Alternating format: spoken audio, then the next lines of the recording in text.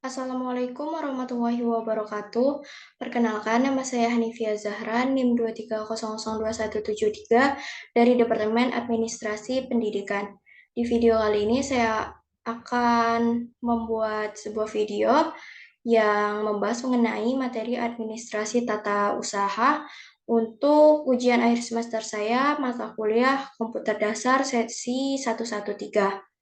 Baiklah, langsung saja dimulai.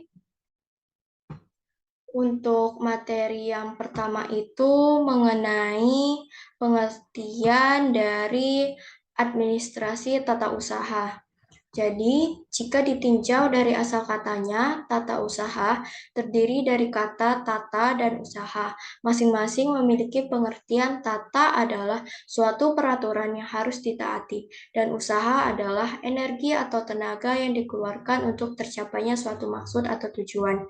Jadi, administrasi tata usaha adalah kegiatan administrasi pendidikan yang mengelola pencatatan, pengumpulan, penyimpanan data, dan dokumen yang dapat dipergunakan untuk membantu pimpinan dalam pengambilan keputusan, urusan surat menyurat, serta laporan mengenai kegiatan sekolah tersebut. Menurut De Liang Gie, pada tahun 2000, halaman 16, administrasi ketatausahaan yaitu segenap proses kegiatan yang dimulai dari menghimpun atau menerima, mencatat, mengelola, menggandakan, mengirim, dan menyimpan semua bahan keterangan yang diperlukan oleh organisasi. Menurut Daryanto, pada tahun 2010, halaman 95, administrasi tata usaha adalah kegiatan melakukan pencatatan untuk segala sesuatu yang terjadi dalam sebuah organisasi yang digunakan sebagai bahan keterangan bagi pimpinan.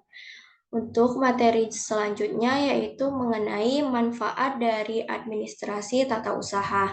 Jadi ada 8 manfaat administrasi tata usaha. Yang pertama, memperlancar proses penyelenggaraan seluruh kegiatan sekolah.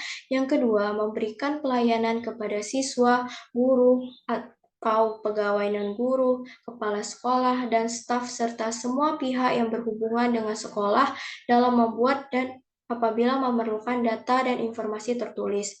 Yang ketiga, mempermudah dalam mencari dan mengusahakan tersedianya keterangan yang tadinya belum ada atau berserakan di mana-mana sehingga siap untuk dipergunakan bila diperlukan. Yang keempat, mempermudah dalam mencatat keterangan-keterangan yang dapat dibaca, dikirim, dan disimpan. Yang kelima, mempersingkat waktu untuk mengolah keterangan-keterangan dengan maksud menyajikan ke dalam bentuk yang lebih berguna. Yang keenam, dapat memperbanyak data dan informasi sebanyak jumlah yang diperlukan.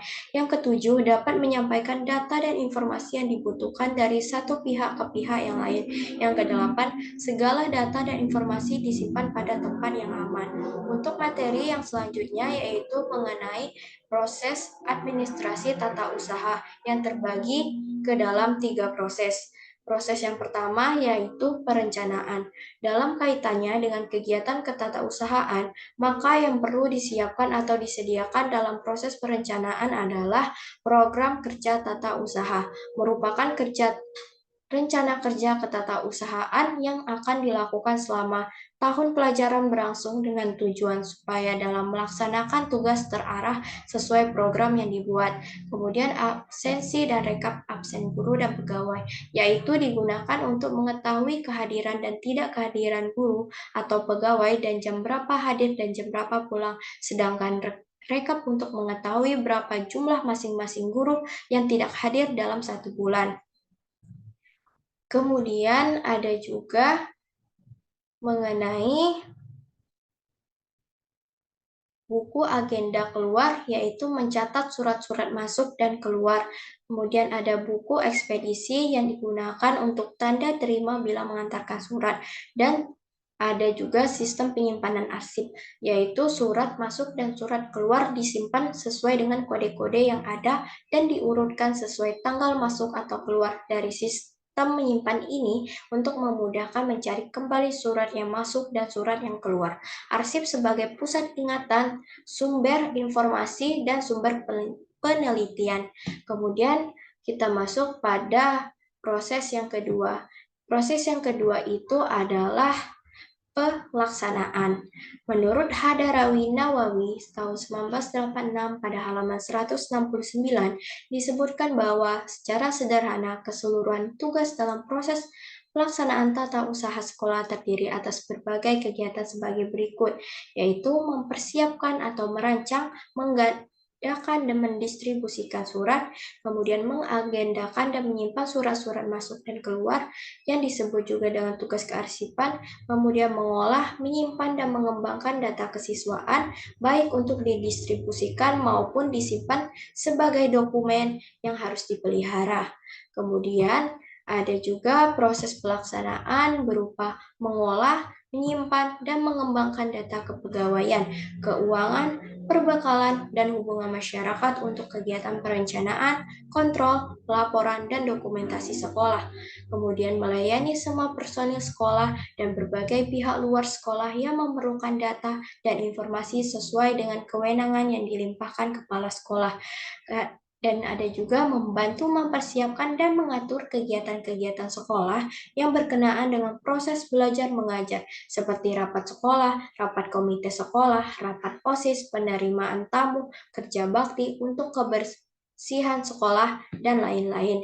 Kemudian kita masuk pada proses yang ketiga. Proses ketiga ini merupakan proses evaluasi. Adapun beberapa proses evaluasi administrasi ketatausahaan yaitu yang mencakup mengenai keberlanjutan administrasi persuratan dan administrasi kearsipan. Yaitu yang pertama administrasi persuratan.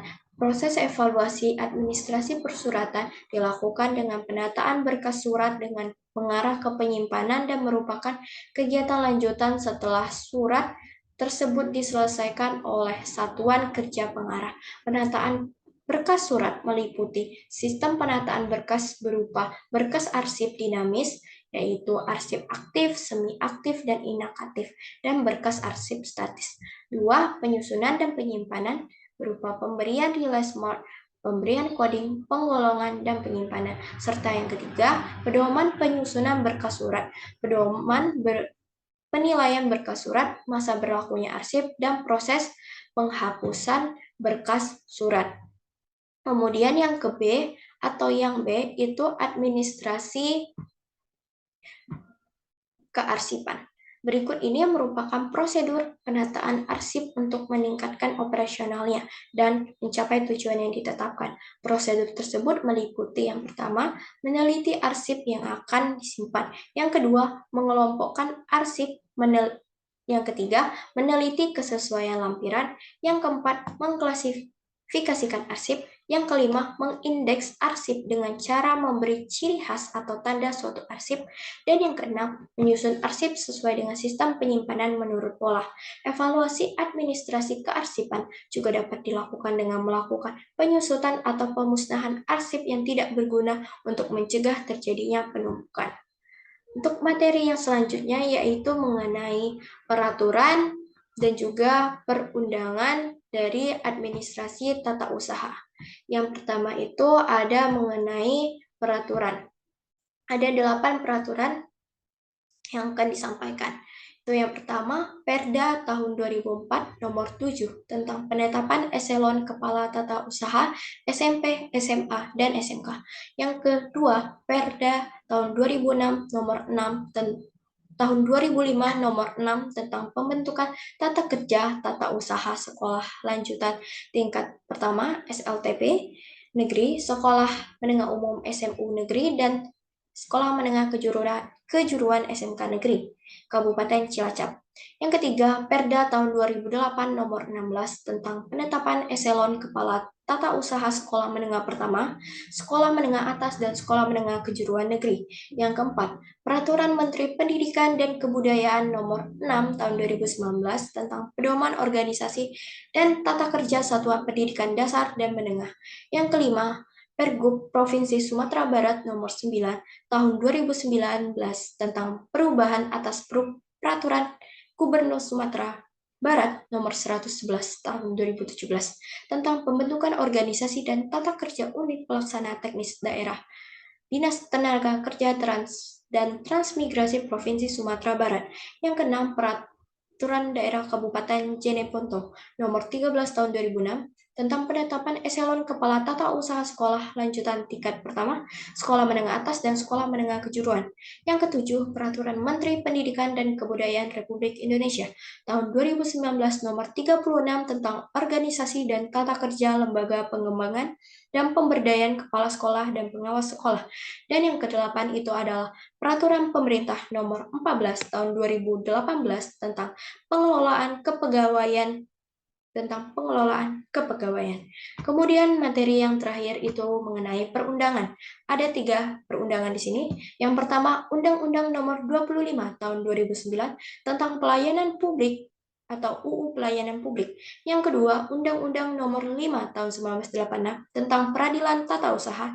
Dan yang ketiga, Pasal 53 Ayat 2 huruf B, Undang-Undang Nomor 5 Tahun 1986, termasuk pula keputusan tata usaha yang bersifat umum atau Beschluit van Algemene Strekking.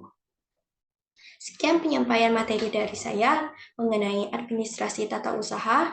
Saya akhiri. Wassalamualaikum warahmatullahi wabarakatuh.